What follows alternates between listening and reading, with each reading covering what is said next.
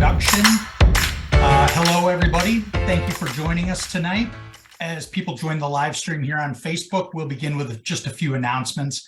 I'm Jason Joyce, publisher of Isthmus. With me is Mike Wagner, who, in addition to being a UW-Madison journalism professor, is also a member of the Isthmus Community Media Board. He's pulled together a panel of experts in politics, elections law, public policy, and media to discuss this week's election, which in some areas of the country is ongoing. Isthmus is a 46-year-old news organization dedicated to providing a rich mix of in-depth news reporting and informed coverage of Madison culture that you won't find anywhere else. Since 2021, Isthmus is a 501c3 nonprofit organization that prints a monthly newspaper, thanks largely to support from our members, readers like you who donate on a monthly or annual basis to support our work. We're in the middle of a fundraising campaign that lasts until the end of the year called Newsmatch. If you become a member now, your donation will be matched by grants from the Institute for Nonprofit News and the Loudhound Partner Fund. Perhaps most importantly, you will help power Isthmus, an information source that helps connect Madison residents to each other and their community. Joining is easy. Head to isthmus.com/donate, or if you're a check writer, please email me at jjoyce@isthmus.com. That's jjoyce@isthmus.com, and I'll be glad to help you out. We urge you to participate in tonight's panel discussion by typing any questions you have for our panel in the comments right here on Facebook. And with that, I'll turn the program over to Mike Wagner. Thanks, Mike. Thanks, Jason. It's great to be here, and thank you to all joining us on the live stream. I am joined by Julia Azari, Jeff Mandell, and Susan Webb Yackee. Julia Azari is professor in the Department of Political Science at Marquette University. She studies and teaches about the American presidency and political parties, the politics of the American state, and also teaches and does work related to qualitative research methods. You should check out her book, Delivering the President's Message, The Changing Politics of the Presidential Mandate. That terrific read from Cornell University Press. She's also a regular contributor to the political science blog, The Mischiefs of Faction, and regularly appears in The Monkey Cage at the Washington Post, blogging at 538 and other places. Susan Webb Yackee is director of the Follette School of Public Affairs and a Collins Bascom Professor of Public Affairs here at the UW. Her research and teaching focus on U.S. public policymaking processes, public management, regulation, administrative law, and interest groups. She won the 2019 Herbert A. Simon Career Contribution Award from the Midwest Public Administration Caucus, which is the award in that field is for the study of bureaucracy and public administration, and has won a variety of internal awards here for her research and leadership. Jeff Mandell, aside from being my neighbor, is one of Wisconsin's leading election law litigators. He represented Governor Evers in a series of challenges related to the validity of the November 2020 election in Wisconsin, and represents the city of Green Bay in relation to the Assembly's broad investigation of Wisconsin elections. He is the person who prosecuted the complaints that kept Kanye West off the ballot in the 2020 presidential election here in Wisconsin. He leads two practice teams, one at Stafford Rosenbaum, appeals and election and political law, and is also the president and lead counsel of Law Forward, as you can tell by the background there on the screen. So thanks again for everyone for joining us. We'll go ahead and get started. And so we'll start with Julia. 2 days later, how would you characterize what happened in the country on election day? Well, great question. I think most of the discussions that you'll hear will focus on what didn't happen, which is the red wave that people were expecting. And secondarily to that, also the kind of expectations around election denial, potential violence at the polls.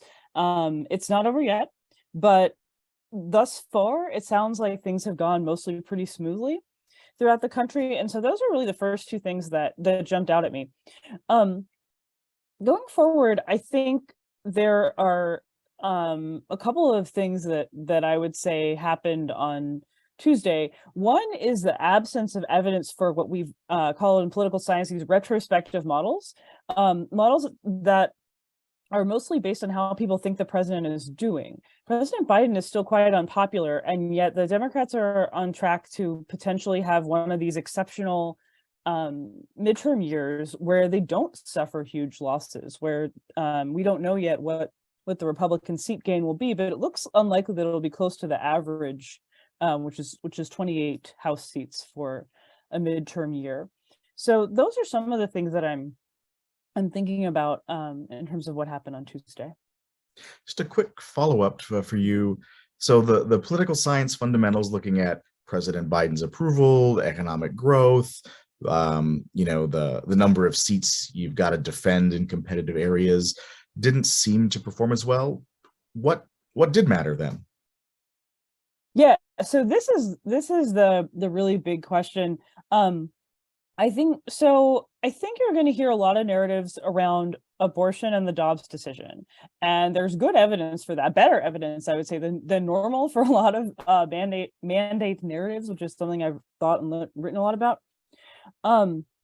With now 6 direct abortion referenda initiatives on ballots passing in different states, there is some evidence to suggest that was on voters' minds. There's also the kind of connection between that topic and democratic erosion, which a little self-plug, I wrote a piece on Grid News earlier this week, kind of connecting the abortion issue to the democratic erosion issue. The final thing that I think people have been talking about a bit is candidate quality, and that's linked up, of course, to some of these Trump-backed candidates who were not politically experienced, held less than mainstream positions, were known for kind of going off message. Mehmet Oz in Pennsylvania is one such example. Tim Michaels here in Wisconsin was maybe a little quieter than Dr. Oz, but it's kind of a similar concept. So I think you're going to hear a lot about the role of President Trump in the Republican Party and whether he's sort of guiding the party onto a collision course. I do want to point out, though, I've heard people say that this candidate quality differential in different races is evidence of this election being less nationalized than past midterm elections, and I'm not totally sure that's true. I think that some of the variation we're seeing across, say, different candidates from the same party in the same state, that those differences are still really tied up in the relationship to between those candidates and national issues. So I still think we're seeing a lot of evidence of a highly nationalized election environment, but one in which there was a lot of variation, specifically on the Republican side, around some of these less popular issue stances and relationship to this idea of democratic erosion and election denial. On that last point, Sue Yackee, we can turn our attention to Wisconsin and think about what happened here on Tuesday, where Governor Evers held and it was reelected, but the other Democrat in the top of the ticket style race, Mandela Barnes, was a few percentage points behind and lost to Senator Johnson, who was reelected. What do you see as the major stories coming out of Wisconsin from Tuesday? Well, I think you've hit on it to start, and that is the fact that there are some split ticket voters here in Wisconsin, and they seem to be pretty determinative in some of these high profile races, right? So there is a Evers Johnson voter out there. And I think part of the analysis going forward is trying to figure out a little bit more about that person. Where are they? Who are they? And is that a voter that's likely to be activated again in the future? And I mean, that was one of the big takeaways that I had. You combine that with some kind of interesting results so far on turnout, with Milwaukee down a bit in turnout, Dane County performing pretty well, and Evers doing decently well in some of the wow counties in a way that I thought was really fascinating. So, if you really pushed me to say, what's the big takeaway from this election? For me, the meta finding is the urban-rural divide and how we're getting even more and more sorted between rural and more urbanized parts of Wisconsin. And that's showing up in our politics as well. part of your answer gets at something I did want to get to tonight, and I think this is as good a time as any to do it with the WOW counties. And as you talk about the urban-rural divide, which our friend and colleague Kathy Kramer has written about in her great book, The Politics of Resentment, there's this interesting change over the last few elections in those counties in the suburban ring of around Milwaukee, that, not urban, not rural, but suburban. And there's been a growth in votes for Democrats. The Republican still wins in statewide elections in each of those counties, but Tony Evers greatly improved his numbers relative to 2018. What's going on in suburban Wisconsin? Well, that's a great question. And I don't think we know yet, right? But we do know that some of those suburban voters, most likely women, college-educated voters, were pretty energized by a couple issues that Evers at least ran very strongly on, in particular abortion and kind of healthcare generally, but really focusing on abortion as a healthcare issue, alongside of, thinking through the, some of the other implications for election denialism. And to me, those I'll be curious to track what some of the takeaway findings are, but those seems to correlate pretty well with some of those suburban voters and what we know about what was driving folks to the polls. So Jeff Mandell, when I asked you to do this, I had the caveat of, I suspect you might be preparing a variety of briefs, either in response to or in action of or related to the election. And it seems from my outsider perspective that it's been quieter than maybe we might have expected. How have you looked at the main storylines coming out of the election in Wisconsin from a legal perspective? Yeah, I don't want to disagree at all with Susan and Julia, but I would see the election really as two things happening that I think are headlines for me. One is we had a very high turnout, full, free, fair election in Wisconsin. This is not a huge surprise. We generally in Wisconsin have very high turnout, and we generally have full, free, fair elections. But over the last few years, there's been a great deal of dissonance and disagreement about whether we're having full, free, fair elections. We haven't heard those kinds of complaints coming out, at least not yet, since Tuesday's election. The other thing is, while there is change, and while there are fascinating questions for the political scientists and the organizers about where the votes are coming from and how places are rising and falling, we ultimately had a status quo election. We come out of this election in Wisconsin essentially in the same place that we went into it. And for me, what that means when I think about election administration is that those vital questions will continue for the foreseeable future to be dictated by the courts in Wisconsin, because voters did not choose to change governors. They did not choose Tim Michels and his pledge to abolish the Wisconsin Elections Commission, nor did they choose to give a supermajority to the Republicans in the legislature that would have reached the same conclusion regardless of who the governor was. And so we continue with some disagreements between the political branches about how elections are run, and what that means in Wisconsin is that those decisions are going to be made in the courts. So elections have consequences. I'll stick with Jeff really briefly to say, and pick up on one of the points you were making there at the end about the Wisconsin State Supreme Court staying in that really important role that it has with respect to a wide variety of factors that influence how we live our lives and what we're allowed to do. What are the big things you see coming down the highway in terms of the role of the state Supreme Court because of this election? And I suppose it'll be hard not to also then talk about the upcoming state Supreme Court election as well. Well, I'm going to follow Julia's model and give a little bit of a plug. Just last week, Law Forward released a report called Deconstructing Democracy, the Wisconsin Supreme Court 2021 and 22. And we did that because the number of cases that affect how our democracy works was just staggering. Supreme Court only hears, 50 odd cases a year. And we identified more than a dozen last year that were really either direct attacks on democracy, consolidating power in the legislature, or just clear results-oriented adjudications, not based on law, but based on where they want the state to go. And I think we're going to continue to see that, which makes, as you allude to, the April 2023 election for the Supreme Court really crucial. So much is riding on that election, which is going to decide the balance of power at the court and whether we continue to have a court that is dominated by a core group of justices who see many of these high-profile issues in a results-oriented way, or if we have a court that is moving more toward adjudication based on the text of the Constitution, what we see in the statutes, and the fundamental premises of our democracy. So that's the big thing. Now, are there cases that are pending before the court this term that are important? Of course there are. Not quite as many yet as there were in the last term when I mentioned that there were so many.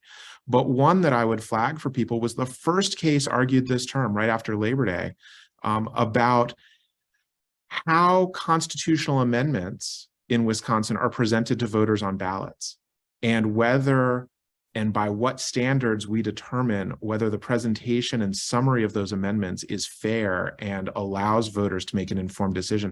It's a really crucial question, especially with the possibility of several constitutional amendments coming up in this coming year about voting rights. There are several that have passed the legislature once, and if they pass the legislature again after January 3rd, would then move forward to be on the ballot. And how voters are presented that information and the information that they get to make those decisions is a key question for our democracy, and it's one that's sitting before the Supreme Court with almost no attention. Policies and policy processes is where Sue Yackee nerds out in her professional life. What are some of the policy implications you're seeing coming out of this election in our state? Well, good question. I mean, I think we're seeing kind of mixed bag, right? So, I mean, with the two headline elections going to folks that really emphasize different things. So going back to the campaigning of Governor Evers, really focused very squarely on abortion. I mean, really couldn't have been more laser focused. We don't often talk about Democrats writ large at the national level being laser focused on anything, right? So this is really a fascinating national-wide election, and it really manifested itself here in Wisconsin, especially in the Evers campaign. And then, the converse of that was Johnson's campaign, who, he ran very, very heavily on crime and, as well as inflation, a little bit less on immigration. But those were the big issues coming out of exit polling that we're seeing from the national level, at least. Where are people at in the different policy issues? We're coming back to, on the Dem side of the aisle, abortion as well as gun policy being really the top issue that people are identifying in some of those issue-oriented exit polls, as well as on the Republican side of the aisle. No surprise, inflation, but immigration is right up there as well. And then crime a little bit farther down the list, but certainly crime was run on pretty strongly in this election. So kind of a mixed bag. I mean, it's purple, and maybe that is appropriate for a place like Wisconsin. Julia Azari has written about weak parties and strong partisanship in the United States. It's the rare Vox and blog post that was not only widely read by regular citizens, but also is widely cited in academic research as a way to think about contemporary American politics. As you think about the policy implications coming out of this in Wisconsin, you have the divided government, but a non-supermajority status, and then at the federal level, assuming the Republicans have a very narrow control of the House, and either the Democrats will have a 50-50 Senate with Kamala Harris, or the Republicans will have a one vote, or a 51-49 advantage, depending on what happens here. What are some of the policy implications you see coming out in this era where the parties are very narrowly divided, but not strong, but partisanship is a huge factor in everyday life? Yeah, so in terms of the policy implications, it's hard to know it's hard to game it out and think about it without really knowing what's going to happen. But assuming that what I think is still probably the most likely outcome, which is that the Democrats control the Senate by one seat and the Republicans control the House by one seat. I think, one obvious answer from the Obama years is a whole lot of nothing, as far as concrete policy coming out of the federal government. One thing that we've seen, that kind of status quo of the 21st century, has been really close competition. So there's a scholar named Francis Lee who's written a lot about this in the congressional context, that when either party feels like they could gain control, then neither party has an incentive to really work with the other and hand the other a win. We have actually, weirdly, in the Biden years, in Biden's first half of his first term, or who knows, has been that there's been more bipartisan activity in the Senate than one might have predicted, given that close competition and given the sort of vociferousness of the competition between the two parties. We've had a bipartisan infrastructure bill. We've had a bipartisan kind of quiet over the summer gun bill that was pretty, not anywhere near what gun control advocates have been asking for, but did make some changes. It's not inconceivable that kind of activity could continue, but the House of Representatives is not exactly structured that way. Members of the Senate, regardless of how they portray themselves in their public-facing activities, are used to bipartisan compromise. It's very rare that one party controls 60 votes in the Senate, and that means that in order to get over that filibuster threshold, you've got to work together. The House of Representatives is much more of a majoritarian rule structure, and particularly after the Obama years, is very much a party in which the Republicans, when they're in the majority, become very comfortable being the party of no. This also became the party of no one wants to be speaker. When I just came up with that, when John Boehner left and then Paul Ryan left, like two successive, fairly accomplished Republicans left the speakership voluntarily because they could not manage their own caucus. And I think this is a really big difference that you've seen in terms of how Republicans and Democrats handle these House majorities. And so that's where, I would be really looking to that and looking to, what is it that House Republicans have said they'll do? And it's a lot of investigations. And they may do that. They can investigate as the House. Without the Senate, they don't have much else they can do. So I think in divided government, I would not expect a lot. And that's kind of the context as to why. The live streamers also can post questions in the chat on Facebook. One of those gets at what happened in the Senate race here in Wisconsin, talking about, for the longest time, Mandela Barnes was ahead in the polls. Ron Johnson was the #1 target of Democrats to unseat. And for the third time in as many tries, the polls were looking good for the Democrat, and the election went well for Ron Johnson. And the question basically is, what happened? The commenter says, "I thought Barnes was more middle ground than Johnson, and why did he not fare better?" So anybody can jump in with that. I would love to jump in with that. There's a bunch of explanations. I don't know which one is correct, and I'm not sure there'll ever really be a definitive answer.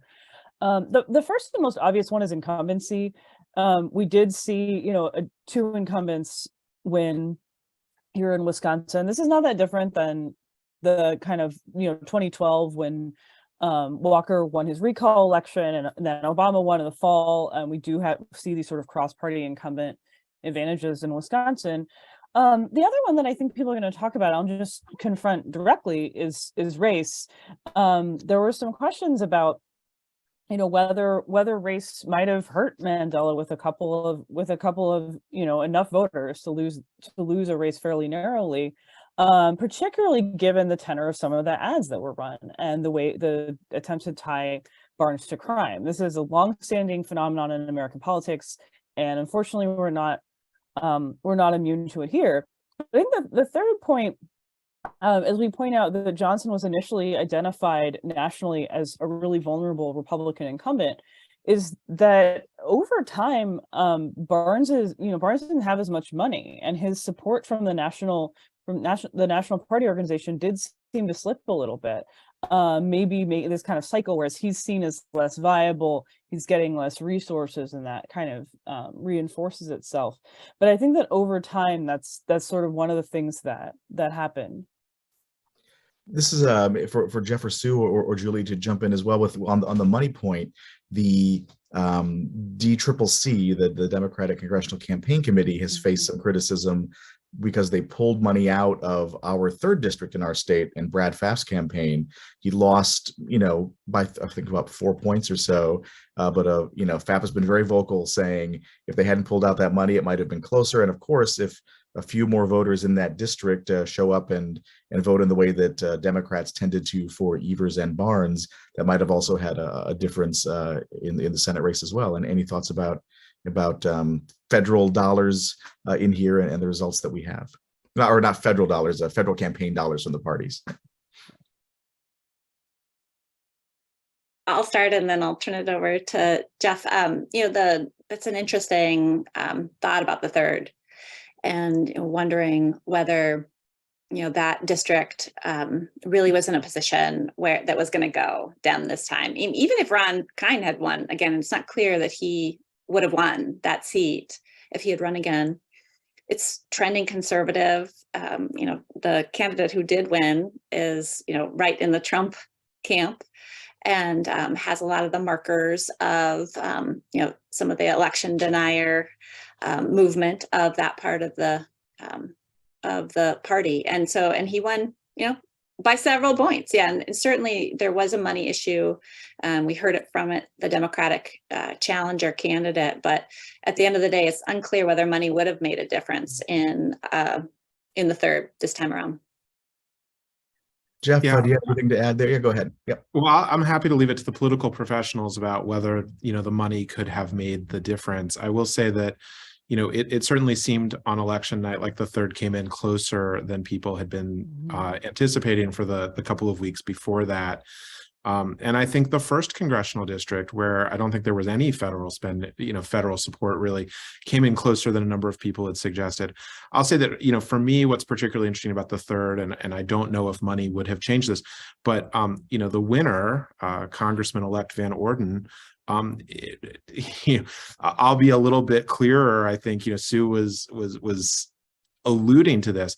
I mean, he was an insurrectionist. He was at the Capitol in restricted non-public areas on January 6th.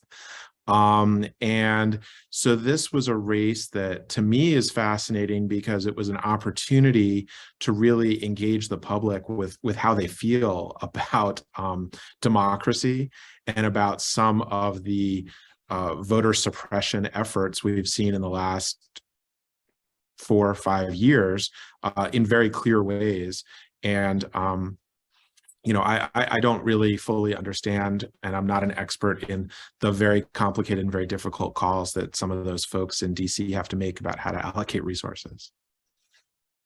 One question we have from folks in the live stream relates to campaign spending and electoral success, asking if there are notable trends or exceptions in this election between money spent and success. The classic political science finding is always those who have to spend more money are doing so because they're in trouble. And so there's often a negative relationship between lots of spending and success, suggesting that it's hard to buy a seat because you're usually spending more and more money when things aren't going well. But I'm wondering if Julia or Sue, you see any notable either confirmations of that classic work, or do you see exceptions to that in this particular cycle? I'll let Julia go on that one. Yeah, I honestly haven't had a chance to really sit down and look at it. And some of the challenge there is like the big confound in the spending, as you said, is people have to spend more are the ones that are in trouble. That's typically an incumbency thing. That also it's sort of confounded in terms of where not just the vulnerability, but sort of the competitive nature of the races, right? And also with Senate races, the size of the state. So there are a lot of complicated factors which make me not want to kind of jump into this. And also we don't know the results of the races, many of the most interesting races. So unfortunately, I don't have a good answer to that question. I might have a good answer to that question in a week. But also at this point, I'll be perfectly honest about my perception of campaign spending. Within the political science world, there's this, all the stuff we just said, right? There's so many confounds, it's hard to know what its actual impact is. You want to have some money, but there seem to be diminishing returns. And it does seem to be connected to vulnerability. There's a lot of questions about, does it really matter in terms of, does it really buy influence, or do people spend money, do groups spend money on candidates who already agree with them? And then the whole thing is so astronomical to me that honestly, when I hear the amounts that are spent on Senate campaigns, it all sounds like monopoly money to me. Like the difference between these amounts just doesn't register meaningfully to me. I'm sure someone who studies campaign finance for a living could explain to me what the gradations are, but it just all sounds so insane that it's hard to get my mind around. Very good for the bottom line of television stations airing the ads that that money pays for. For the Senate to be the same as it was. Yes, right. All of this spending and perhaps no different than we were before. One thing, so we talked a bit about the WOW counties surrounding Milwaukee and the Democrats' improvement in their electoral performance there over time. But as I look at the 2008 presidential results in Wisconsin by county, I see Barack Obama winning Adams, Ashland, Barron, Bayfield, Brown, Buffalo. In fact, all the counties that start with B, all the counties that start with C, all that start with D except for Dodge. He won a vast majority of the counties in Wisconsin in 2008. And if you look at a county by county map in 2016, in 2020, 2022, these have flipped considerably. What do you see driving these changes in rural Wisconsin? I didn't say anybody's name. Let's start with Sue. Right. Yeah, well, I mean, I don't think we exactly know, at least in this election yet. There's, obviously this has just occurred, but the longer term trend of sorting of geographical differences in terms of education. I think we know across time in particular that more highly educated folks are sorting toward the Democratic Party, and we are seeing non-college educated folks sorting more toward the Republican Party. And I think that sorting is correlating pretty highly with rural-urban divides here in Wisconsin. And I think that's making it tougher and tougher for a candidate like Obama to think about pulling major votes and in fact winning some of those very rural counties in Wisconsin. Anything to add, Julia? Yeah, I would add something about the national picture. In 2008, I think specifically, I agree with all of this about sorting. I think educational sorting, the urban-rural sorting. I think that Wisconsin has been slow to sort. And so some of what we've seen in the last 10 or 15 years that feels like change is just sort of like the trends that have hit the rest of the country, hitting some areas faster than others. But the other thing I think that is easy to forget about the 2008 election is just how unpopular George W. Bush was, just how sort of deep and immediate the financial crisis was, and how in the midst of all that, the McCain-Palin ticket sort of failed, I think, to speak to people's prospective imagination about what they could do about the crisis, at the same time that the kind of retrospective picture of the incumbent Republican administration was really bad. And I think Obama benefited from that by winning in places that we now don't really expect Democrats to be competitive. He also won in Indiana. I just looked up some campaign finance data if anyone wants to return to that question at any point. And then Jeff, I'm curious about your take on, as someone who watches how we conduct our elections in Wisconsin. As we were all chatting when we joined the Zoom a few minutes before the live stream started, you were pointing out how, every place in our state does it differently when it comes to election administration. How are there notable differences that are geographic in how this operates in Wisconsin, that are rural and urban differences in election administration? Well, there are some. Let's take, for example, over last summer, the Supreme Court of Wisconsin decided that drop boxes, which had been used for a long time in Wisconsin, they became much more popular in 2020, but they'd been used for a long time, were not authorized by law. That actually has a more significant impact in rural areas where you have small municipalities with part-time clerks who aren't there for people to hand return their ballots to that clerk's office all the time. Those are the places that for the longest time had night deposits and other boxes that people could drop things in. So whereas, here in the city of Madison, we have a highly competent clerk who also has a large staff, and that office is open during all business hours. And as we get close to the election, is even open more than that. It's much easier for voters to return their absentee ballot to the clerk's office here than it is in some other places. And so that's one way that we have differential effects. Another way is that we have, and I'm not sure that this is as much regional, but where the law is not perfectly clear, and that is, of course, inevitable, right? The law cannot be written in ways that are 100% clear. There are always going to be questions of interpretation. Because in Wisconsin, we have our municipal clerks. We have 1,850 municipal clerks who administer our elections.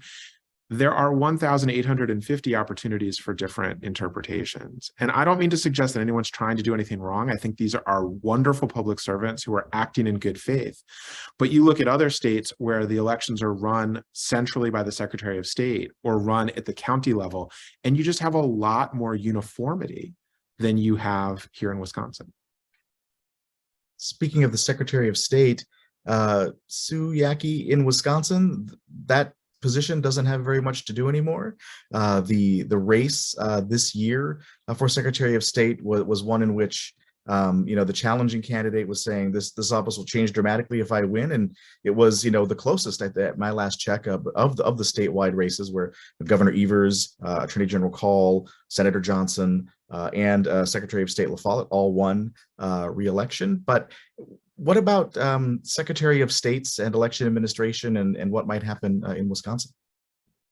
I think we are stuck in divided government, right? So I think Jeff alluded to this earlier, where if we had a Governor Michaels, I think we would understand that there were going to be big changes in how elections were going to be run and administered in Wisconsin, and thinking through what the different options were, including, potentially, a shift in duties for the Secretary of State. I think there are a lot of things on the table if Michaels would have won, but Michaels didn't win. Right. And, the status quo is going to be much more likely going forward. That leaves Doug Follette with his relatively limited duties at Secretary of State, especially when you start comparing the Secretary of State here in Wisconsin to other Secretary of States who oftentimes are also, elected through the plural electorate, so elected directly by their citizenry, but have usually many more powers as part of the office. Looking forward, Julia, to the coming year or 2 years, we maybe have a good 6 to 10 weeks before we start really talking about 2024. What are you watching for when it comes to White House congressional relations? Yeah, I think maybe like 6 to 10 minutes before we start talking about 2024. But yeah, this is a good question. I think one of the things that we might start to look for is the way, I think it will be kind of shaped by looming 2024 and by some of these kind of intra-party dynamics. One of the interesting dynamics coming off of the 2020 election was the ongoing stalemate in the Democratic Party between progressives and the sort of more mainstream, what I would call mainstream liberal Democrats like Joe Biden. And it's not totally clear that has really changed in terms of the balance of power in the party. Some of that, again, I keep being a broken record, being like, we have to wait for the actual results, but we kind of do. But I do think that one of the narratives coming out of this election is this idea, like there was a piece about Joe Biden's silent majority by former Republican Tim Miller that I thought made a really interesting case for that. And I think that will enhance Biden's sort of political capital, I think, in the party, and enhance the capital of that wing of the party. It's not the most conservative wing of the party, but it's also not the squad and the more progressive wing. And so that, I think, will shape some of the congressional relations. And I think that wing is really, has a really kind of strong active agenda. And so it will depend on these other dynamics to see what happens. Also, I think, going off of what I had said before about how the House doesn't have a ton of things it can do on its own, if that's the only Republican controlled part of the federal government. But, one thing it can do is it can allow people to showboat and try to run for president. And I think what we're going to see within the Republican Party is this sort of showboating around who can be the most anti-Biden. And also, I think kind of two fights, right? There will be a small wing of anti-Trump Republicans, very few of whom will be left on Capitol Hill. Many of whom are, have left of their own accord or lost primaries. But I think there's going to be an emergent split in the Trumpist coalition. And you're already starting to see that around this sort of DeSantis Trump thing. I think that will open up for a lot of people to try and showboat their way into that gap. And so I think, in a Congress that's sort of gridlocked, you have a lot of opportunities for people to engage in messaging and to use the president as one of the focal points of that messaging. Quick follow-up to that, Julia. I've seen now some reporting from quoting Republican insiders as being upset and blaming Donald Trump for some of the results or the lack of a red wave. And there's been people who pointed out that in governor's races, people we might kind of broadly construed call election deniers didn't win. And so I think you're right that there are going to be people searching for that lane in the House to get attention. Is there also another group that fits the narrative of being dissatisfied with Trump and might that open opportunities for bipartisanship, or is that too much wishful thinking to say the word bipartisanship in congressional lawmaking? Yeah, I mean, that seems like a possibility. There could be a sort of caucus of very conservative pro-governance Republicans. I think the trick there is that I don't think that caucus is in Congress. I think there are more of them maybe in governors' mansions. I'm thinking of Mike DeWine maybe as the signature person involved in that. I don't want to talk out of turn, but I don't think that you win the Republican nomination on bipartisan policy achievements. And that's, for people who are thinking about that, I think that's going to be the challenge. I have a lot more to say about the Trump thesis, but I also don't want to monopolize the conversation. So I hand it back to you.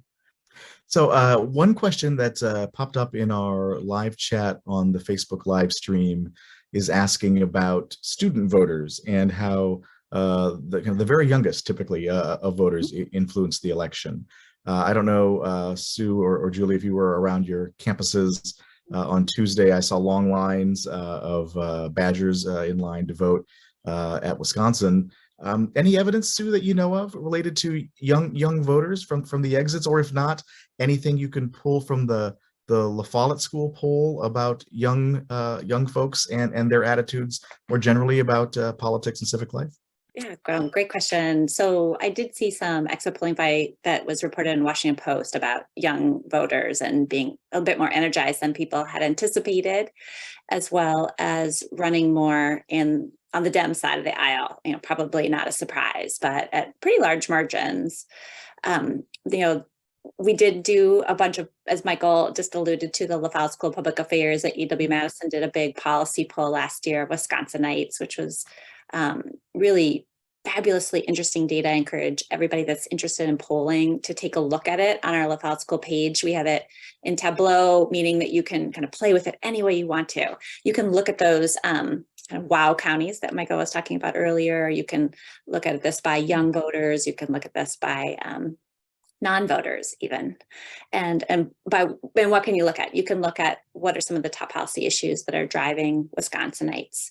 Neat thing about this survey was it was done across geography. So we made sure we had almost every county. We had 71 of our 72 counties represented in the survey, and a pretty large sample size of about over 1,300 folks in the pool. And from that, we returned our young voters. Let's see here. Let me think. What are our young voters, our young respondents? The big policy issues that stood out to them were climate change. And that included young Democrats and young Republicans and independents thought climate change was meaningful. Healthcare across the board, big issue for young voters, but also old voters, women voters, non-voters, independents. Healthcare really was a huge issue in the policy poll that we ran. And the last thing I'll say about young respondents is they also keyed in on income and wealth disparities as being a major concern, both in Wisconsin, but also at the national level. Thank you for that, and thanks for the question in the live chat. Turn it to you, Jeff. We've talked a bit about the way we conduct elections in Wisconsin, the importance of how courts decide how we conduct elections in Wisconsin. What are you watching for over the next few years when it comes to how we'll conduct our next elections, how we'll conduct the next presidential, for example? I really think that the key question is about the coming Supreme Court election. And the reason I say that is that Supreme Court election and how it comes out is going to help determine the future of the gerrymander in Wisconsin. We have the strongest partisan gerrymander in the country. So strong, in fact, that last decade, a panel of 3 federal judges, 2 of whom were appointed by Republican presidents, found that it was unconstitutionally partisan. The United States Supreme Court ultimately determined that the federal constitution doesn't provide a remedy for this, but it did say that state constitutions can provide a remedy. And we've seen courts in Pennsylvania, in North Carolina, find language in their state constitutions that deal with partisan gerrymandering. And depending on the result of the election this coming April, I think we could see something like that change here in Wisconsin. And what could that mean? I mean, it could open up all kinds of things. We need look only next door to Michigan, which also had a heavy gerrymander, and then through a referendum process was able to get rid of that gerrymander and adopt fair maps, and had a radical change in their government effectuated this last Tuesday night. And that state is going to look completely different for the next couple of years than it has looked for the last few years. And we could imagine potentially something like that here. If we had fair maps, the state would look very different. It's a state that where vote totals are closely divided among parties, and yet it is by the thinnest of margins that the Republicans don't control a supermajority in both chambers of the legislature. They do control one in the Senate now. They fell 2 seats out of 99 seats short in the assembly. And I just want to note that I said earlier it was a status quo election in Wisconsin. And I was thinking about that in terms of your mention of Julia's piece about weak parties but strong partisanship. One of the things that to me is interesting about it being a status quo election in Wisconsin is how many members of the legislature left. It's not as if we have the same 132 legislators coming back to Madison in January that we had. We actually had tremendous, almost historically unprecedented turnover in our legislature. And yet the results were essentially the same. You just plugged in new people. So that's just a different way to think about the status quo. And I want to acknowledge as well that there's no guarantee, of course, that if we undid the gerrymander, that would change the control of the legislature. I mean, we did just have a statewide election for the United States Senate and a Republican won, very narrowly, but a Republican won. But I think the biggest question going forward is what happens with the gerrymander, and that will be largely dependent on what happens with the April Supreme Court election. The outcome of that election will also have a lot to do with how some of these continuing questions about election administration and voters' rights are resolved as well. But all of that is really subsidiary to the fundamental question about the gerrymander and whether voters get to pick our leaders or our legislature gets to decide largely and make most of these races completely uncompetitive. Yeah, on the gerrymander point, by one political scientist measure, that they call the efficiency gap. So in other words, if 50% of the state legislatures votes for state legislators, go to the Democratic Party, then 50% of the seats would go to the Democratic Party in a purely efficient state legislature. So the percentage of votes would match the percentage of seats that you get. And Wisconsin's is the 8th worst in the history of the republic, not just currently in our 50 states, but over the course of American history. In a survey that I'll plug our own stuff from the Center for Communication and Civic Renewal, we asked Wisconsinites what kind of redistricting process they would support.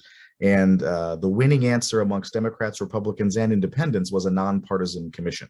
So even Republicans who were aware that this would disadvantage them compared to how things currently are, see the advantage of a nonpartisan redistricting commission. A couple of questions in the chat. One about media coverage. One need not be an expert on anything to have an opinion about media coverage, but I have 3 experts here at our disposals to talk about elections, politics, the law, and media coverage. Starting with Julia, and then I'll ask this of all of you. What were your takeaways from how the news media covered these midterm elections?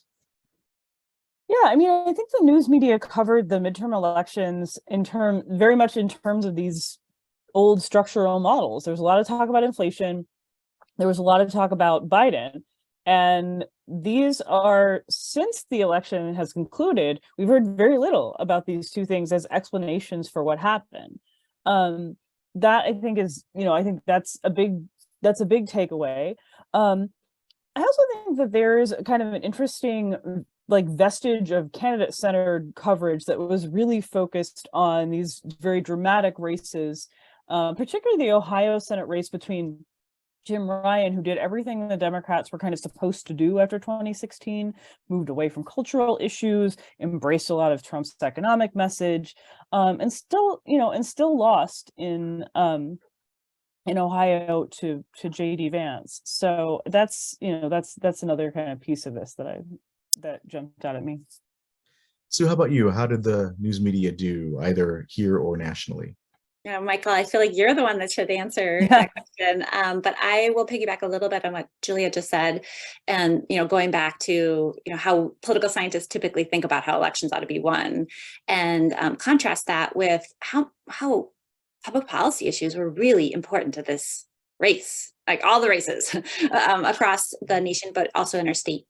And, that is, I think, something that doesn't get as baked into some of those traditional models in the past. The role of abortion, which I think we're going to have a little bit more information on across time. There's going to be a lot more data that comes in on that. But also, inflation, crime, these are big, huge, meaty public policy issues that seem to drive the elections. The other thing I'll mention is how much that conversation around should we trust polls really was a big part of the media conversation this year. Certainly that's been the case in the past to some degree, but probably more so this year. Are the pollsters going to get it right? Are we missing the Trump voter? Have we overcorrected? Right? I mean, I think that there's a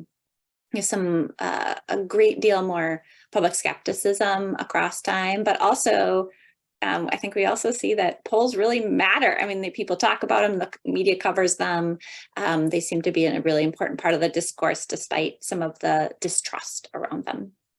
And I'll ask the same question of Jeff, who's a person who regularly appears in news coverage where reporters are trying to understand and explain all of the various legal questions and activities surrounding people's access to vote, the right to vote, how we think about various election laws. From your perspective, how did the news media do in 2022?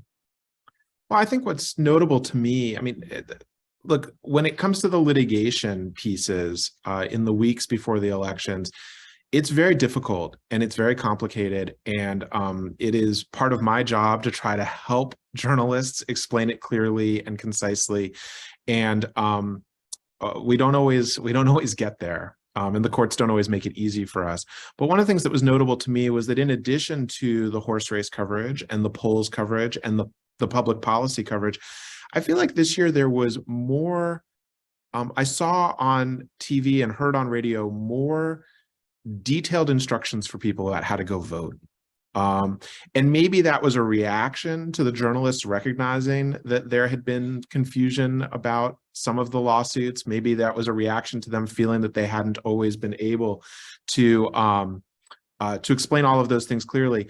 But I feel like for at least a week before the election, every day I saw local news stories saying, let us remind you again what the hours are. Let us remind you again that you can't vote, the day before the election. There's no early voting on that Monday. Let us answer these questions. And I think that's actually really helpful and really a good thing for our democracy. What we want ultimately is for voters to pick our leaders and for everyone who is an eligible voter to participate. And we have, essentially perpetual campaigns now, as we were joking about before. There are so many opportunities for candidates to have their say. It's really, I think, heartening to see the media trying to make sure that voters get their say on those few days when we get to vote. Thank you all for that. The former broadcaster in me sees that we are closing in on our 8 o'clock exit time. And so I'll ask one question, the same for all three of you. And that question, I'll give you a little bit of time to think about it, which is if there's one thing you think people need to know about this election, what do you think that it is? And as you think about that answer, I'll do what you all said or some of you said I should do and answer this question about the media. One thing we did is we here at UW helped organize something called the Election Coverage and Democracy Network. It was a group of about 75 scholars from around the globe who study political communication. And we made a series of recommendations to journalists about what they can do to help cover elections where the results might be contested, there might be violence, these sorts of things. And one of the things we advised folks to do, and we're getting in newsrooms and talking to journalists about this, was to do what Jeff was saying he thought happened, which made me feel happy, which was, explaining to people how to vote, but then also on election night, explaining to people how the ballots get tabulated, because once the polls close, there is a winner. We're just counting the ballots. It's not that Barnes surged into the lead. There's a number of votes, and we're just trying to figure that out. And some of them are revealed unto us later because of laws in the state about when you can open an early vote and start to tabulate it, or where you have to do that. And so these things make that process slower. And I thought journalists did a good job of that on election night. I'm reminding folks that the election was conducted freely and fairly. So with that pontification, last question for everybody. If there's one thing to know about this election, we'll start with Julia. What is it? So the one thing I think, again, not knowing the result, is that there can be electoral consequences for engaging in election denialism and in saying things that are dangerous to democracy. I think that's been a real open question among people paying attention to these issues over the last few years, and I think that we got a really encouraging answer. Thank you, Julia. Sue Yackee, same to you. I think the one thing that I'll say is that there's a real hunger out there to have civil conversations around public policy issues. And one of the things that the LaFalle School did over the course of the last couple months was to partner with Wisconsin Public Radio and the Milwaukee Journal-Sentinel to lead a series of conversations in Green Bay, Wausau, Milwaukee, and Pewaukee. And those conversations really we called it the Main Street Agenda Project. And we brought together folks from across the political aisle to have really meaty and important conversations about public policy topics. And people want to do that. They want to engage, and they want to do it in spaces where they're not going to get yelled at. Right? And I think that, one of my hopes, if it's the one thing that I hope that comes out of this election, I changed your question a little, the one thing I hope comes out, and that is that the focus on public policy topics will lead to some of those more civil conversations on how we move forward our state and our country. Our friend and colleague, Kathy Kramer, whose name we invoked earlier, says listening is something we ought to get a lot better at if we want to help solve some of the problems we have. And to the end, you were talking about one last promotion before giving Jeff the last word. Next week, on Friday the 18th, at Gordon Commons on the UW campus, our center will hold a conference called Renewing Civic Life in Wisconsin, fulfilling the legacy of Bill Krause. So Bill Krause was a Republican who was kind of a key person to help Republican gubernatorial candidates get elected in the 60s and 70s, became the director of Common Cause, a public watchdog group for a couple of decades, and was a huge proponent of civility and honest conversation across party lines with disagreement, but in the ways that can be trusted in politics. And we'll have 5 scholars from around the country to talk about their research about this particular topic. We'll have journalists, Jesse Poyen from the Cap Times, Toya Washington from Milwaukee's WISN TV, Dan Kaufman, the author of The Fall of Wisconsin, Dan Schaefer of the Recombobulation Area, and then we'll have former Lieutenant Governor Barbara Lawton and former Majority Leader in the State Senate Tim Cullen in conversation, and then we'll have a keynote from former Governor Thompson about all of these issues as well. So a civility festival, hopefully next Friday at Gordon Commons, 9 to 5. Jeff Mandell, last word to you. If there's one thing about this election we should know, it is that democracy works, that democracy is what we all do as a society together, and that one of the great things about our disaggregated election system here in Wisconsin is that it is our friends and our neighbors who are running our elections and working the polls and making sure that everyone's voice counts, and just how phenomenal it is when we all trust in that, when so many people participate, and when instead of immediately finger pointing, people wait and hear what the results are and abide by the wisdom of the crowd. Thank you to Julia Azari of Marquette University, Sue Yackee, director of the Follette School here on our campus at UW, and Jeff Mandell, president and lead counsel of Law Forward. Jason, take it away. Thank you to you, Mike, and again to all of you for showing up tonight and taking some time to help explain the election to all of us and all of our readers. One more plug: Isthmus is ending the year, hopefully on a very positive note with a fundraising campaign. You can join us by going to isthmus.com/donate, or just click the Support Isthmus button at isthmus.com. You can also send me an email at jjoyce@isthmus.com if you'd like to join us and in some way contribute to helping us continue on in our great experiment as a nonprofit newsroom. Thank you all for joining us tonight, and stay warm out there. It's about to be winter. Take care, everybody. Thank you, everyone. Good night.